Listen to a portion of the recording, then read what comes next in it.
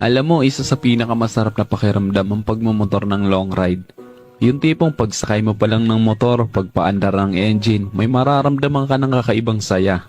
Dahil kapag nagmumotor ka sa mahabang biyahe, talagang nakakawala ng stress at ma-appreciate mo pa ang ganda ng mundo.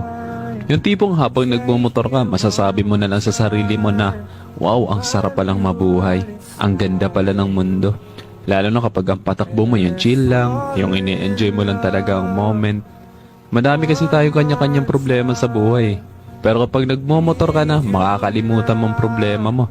Lalo na kapag maganda ang view, maganda ang kalsada, tapos hindi mo namamalayan, nagkakaroon ka na pala ng positive mindset dahil magaan ang pakiramdam mo eh.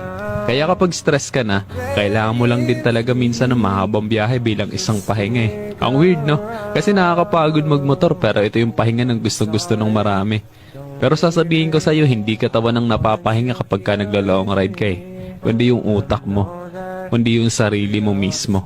Kaya deserve mo rin mag-enjoy. Deserve mo makarating sa magagandang lugar. Deserve mo ng bagong experience, ng bagong kwento. Ang buhay ay isang mahabang biyahe. Madami kang pagdadaan ng iba't ibang uri ng kalsada. Malubak, mabuhangin, madulas. Kailangan mo lang din talaga maging maingat. At pwede kang huminto para magpahinga. Tapos, biyahe na ulit. So paano ba yan?